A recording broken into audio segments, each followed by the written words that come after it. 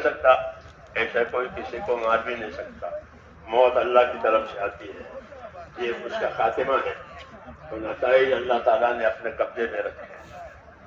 تو نبیوں سے یہ کہا کہ لوگ دشمنیاں کریں گے، لوگ رکاوٹیں کریں گے، کوئی گھبرانے کی بات نہیں ہے، کفا بربک ہادیا ونصیرا، کہ اللہ ہدایت دینے کے لیے بھی کافی ہے اور اللہ مدد کرنے کے لیے کافی ہے، اور کیا چاہیے؟ کہ ہدایت ہو گئی اور کام میں مدد ہو گئی، یہ کافی ہے، اور کچھ نہیں چاہا جاتا، بلکہ دین کے کام میں بندوں کی خیر خواہی چاہی جاتی ہے۔ کس کام کی خیر خواہی، کس لائن کی خیر خواہی؟ کہ ان کی دنیاوی زندگی کا معیار اونچا ہو جاوے، وہ اچھے کھانے کمانے والے بن جاویں، کہ نہ، یہ معیار کے لیے محنت نہیں ہوتی، بلکہ یہ آخرت والے بن جائیں، اس معیار کے لیے محنت ہوتی ہے۔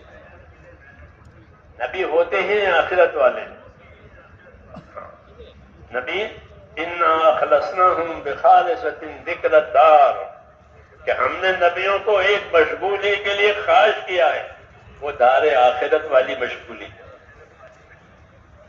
اس مشغولی کے لیے ہم نے حضرات انبیاء کرام علیہ الصلوۃ والسلام کو خاص کیا۔ دنیا میں رہبری کرنے والے بہت لوگ ہوتے ہیں، یہاں بہت رہبری کرنے والے ہوتے ہیں، لیکن نبی اپنی رہبری میں ممتاز ہوتا ہے۔ کس بات میں ممتاز ہوتا ہے؟ کہ وہ لوگوں کو آخرت کی طرف لے جاتا ہے، کہ اپنی آخرت بنا لو، اپنی آخرت بنا لو، اپنی آخرت بنا لو۔ آخرت برباد ہو گئی تو پھر اصلاح نہیں ہوگی، تو برباد ہی رہے گی۔ ہاں، کہ وہاں اصلاحی کوئی پروگرام نہیں ہے، وہاں تو بھگتنا ہے، بھگتنا ہے۔ اگر بگاڑا ہے تو بھوگ دو، اور بنایا ہے تو پھر خوش و خرم رہو، خوش و خرم رہو، تو بنا کر آئے ہو۔ فاستبشروا ببیعکم الذی بایعتم بہ، فذلک، تم خوش ہو جاؤ، وہ سودا جو تم نے اللہ سے کیا ہے، اپنے جان مال اللہ پر لگانے کا جو سودا کیا ہے جنت کے بدلے، اس سودے پر خوش ہو جاؤ۔ اس سودے میں کبھی کوئی کھوٹ میں نہیں اترے گا، بلکہ اس کی خیر بڑھتی چلی جائے گی۔ اللہ کی سنت ہے کہ اللہ خیر کے کاموں میں بڑھوتری دیتے ہیں، اور غلط کاموں میں انصاف سے بدلہ دیں گے۔ جتنی بدی ہے اتنا بدلہ ہے، جتنی بدی اتنا بدلہ، اور خیر کے کاموں میں ایسا نہیں ہوگا، بلکہ خیر کے کاموں میں جو بدلہ دیں گے اللہ، وہ بڑا چڑھا کر دیں گے۔ یہ بشارت ہے، یہ بشارت ہے۔ ہاں، کیونکہ دنیا میں خیر کا رواج کم ہے، شر کا رواج زیادہ ہے۔ خیر کے طلبگار تھوڑے ہیں اور شر کے طلبگار زیادہ ہیں۔ وَقَلِيلٌ مِّنْ عِبَادِيَ الشَّكُورُ، یہ کر لگ کہ میرے بندوں میں شکر گزار تھوڑے ہی ہیں۔ اکثریت ان کی ہے جو ان کے خدا سے کٹ کٹاؤ ہے، یا دوری ہے، یا غفلت ہے۔ ہاں، کٹ کٹاؤ ہے، دوری ہے اللہ سے، غفلت، یہ اکثریت ہے۔ اور تھوڑے کہ تھوڑے وہ ہیں جو خدا کی نعمتوں کی، خدا کے اور خدا کے حکموں کی قدردانی کرنے والے، وہ تھوڑے ہی ہیں۔ یہ شکایت بھی ہے اور ہمارے لیے ایک طرح کی آگاہی ہے کہ آگاہ رہو، شکر گزار بندے تھوڑے ہی ہوتے ہیں۔ قلیل من عبادی الشکور، کیونکہ شیطان نے اللہ تعالیٰ کے سامنے یہ بات کہی تھی جب اللہ تعالیٰ نے اس کو دھتکارا تھا کہ تو یہاں سے چلا جا، تیرے اوپر لعنت ہے۔ اس نے تو اللہ تعالیٰ سے یہ چیز مانگی کہ مجھے قیامت تک کی زندگی مل جائے۔ اللہ بے نیاز ہے، اللہ نے اپنی بے نیازی سے کہہ دیا کہ جا، قیامت تک تجھے زندگی، میرا کیا بگاڑے گا؟ تب اس نے یہ بات کہی کہ جب مجھ کو دھتکارا گیا ہے تو اب میں تیرے ان بندوں میں، ان آدم علیہ السلام کی اولاد میں ایسی کوشش کروں گا کہ ان کی اکثریت تیری ناشکری پر ہوگی۔ اللہ تجد اکثرهم شاکرین، یہ اللہ اس کے سامنے کہہ رہا ہے کہ ان کی اکثریت ایسی ہوگی کہ وہ شکر گزار نہیں ہوگی، نعمتوں کے جواب میں غافل ہو جائیں گے اور حکموں کے جواب میں نافرمان ہو جائیں گے۔ کیونکہ دو چیزیں اللہ کی طرف سے بندوں کی طرف آیا کرتی ہیں. میری بات سمجھ آ رہی ہے یا سو گئے بیٹھے بیٹھے؟ آ رہی ہے. سونا نہیں. تو اللہ کی طرف سے دو چیزیں آتی ہیں. ایک نعمتیں آتی ہیں. ہر سانس نعمت ہے. اندر آوے تو باہر آوے تو ہمارے اوپر ایک تو نعمتوں کا بہت بڑا غلبہ ہے کہ اللہ تعالیٰ نے نعمتوں سے اپنے بندوں کو ڈھانپ دیا. دوسری چیز ہماری طرف آتی ہے اللہ کے احکام آتے ہیں. ابھی ہم نے مغرب کی نماز پڑھ لی, اب عشاء کی نماز کا حکم آئے گا کہ عشاء پڑھو. جی ہاں, عشاء پڑھیں گے پھر فجر کا حکم آئے گا. ہر حال کے حکم آیا کرتے ہیں. تو بندوں کی طرف دو چیزیں آتی ہیں, ایک نعمتیں آتی ہیں اور ایک اپنے احکامات آتے ہیں. حضور صلی اللہ علیہ وسلم نمازوں کے بعد دعا مانگتے تھے ان دو چیزوں کی وجہ سے. نمازوں کے بعد یہ دعا ہوتی تھی, ربی اعنی علی ذکرک و شکرک و حسن عبادتک. یہ سنت دعا ہے. یہ دعا ہمارے ہر بھائی کو یاد ہونی چاہیے اور نماز کے بعد مانگنی چاہیے. ہاں, اس کی ہم کو رہبری کی گئی ہے. یہ دعا یاد کرو اور اس کو اللہ سے مانگو. یہ بڑی زبردست دعا. تو بندے کا مطلب دعا کا قبول ہونا یہ وہ اللہ سے مانگتا رہتا ہے اور اللہ اس کو دیتے رہے. یہ اس کی سعادت اور خوش نصیبی ہے کہ وہ مانگا کرے خدا دیا کرے. وہ محروم وہ ہے, نہ وہ مانگے نہ خدا دے. یہ محرومی ہے. اس سے اپنے آپ کو ہر ایک بچاوے کہ محروم باز راستے پر نہیں جانا ہے. مانگنا ہے اور لینا ہے, کیونکہ دینے والا ایک ہی ہے اور کوئی نہیں. اللہ دینے والا ہے, کوئی دوسرا دینے والا نہیں ہے. اللہ روک دے گا, کوئی نہیں دے گا. اللہ دینے کا فیصلہ کرے گا, کوئی نہیں روک سکے گا. یہ سکھایا ہے ہم کو, یہ یقین. اس لیے یہ دعا سکھائی تھی, ربی اعنی علی ذکرک و شکرک و حسن عبادتک. یا اللہ میری مدد کر, میرا ہاتھ بیٹا خیانت, میری مدد کر, میرا ہاتھ بیٹا کس کام میں کہ میں تیرا ذکر کرنے والا بنوں. میں ذکر کرنے والا بنوں. ذکر کرنے سے کیا مراد ہے؟ تسبیح پڑھنا, تلاوت کرنا وہ بھی ہے, انکار نہیں ہے اس سے. وہ ذکر کی ایک قسم زبانی ذکر کہلاتا ہے. نماز تسبیح پڑھے, تلاوت کرے, توبہ کرے, استغفار کرے زبان سے, یہ زبان, یہ بھی ذکر. اصل مراد ذکر سے یہ ہے کہ مجھے تیری اطاعت کرنے والا بن. اس لیے آدمی جتنی اطاعت میں ہوتا ہے اتنا وہ ذاکر مانا جاتا ہے. کل مطیع ذاکر. ہر وہ آدمی جو اللہ کی اطاعت میں ہے وہ اللہ کا ذاکر ہے, چاہے زبان سے ذکر نہ ہو,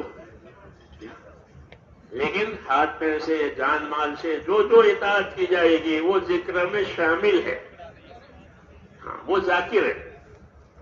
ذکر قولی, ذکر فعلی زبان سے ہو ذکر قولی کہا جاتا ہے. اس کے علاوہ ذکر فعلی ہے. پانچوں نمازیں بھی اللہ کا ذکر ہے.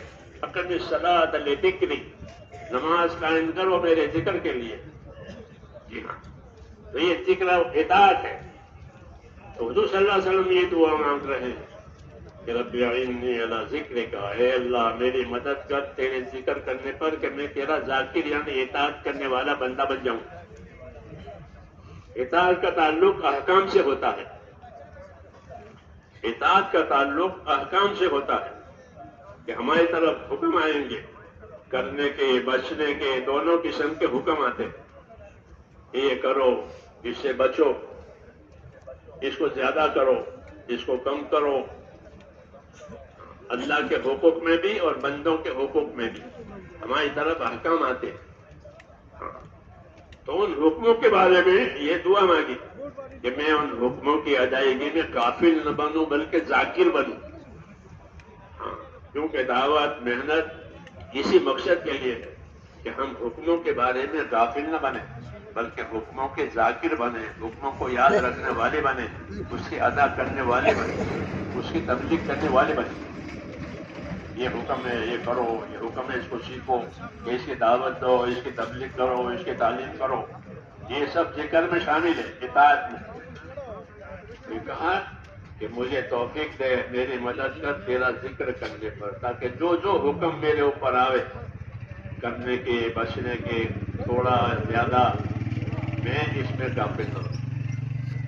تو ایک چیز جو بندوں کی طرف اللہ کی طرف سے آتی ہے وہ اللہ کے احکام آتے ہیں، رات کے احکام بھی ہیں، دن کے احکام بھی ہیں، ہر حال کے حکم ہوتے ہیں۔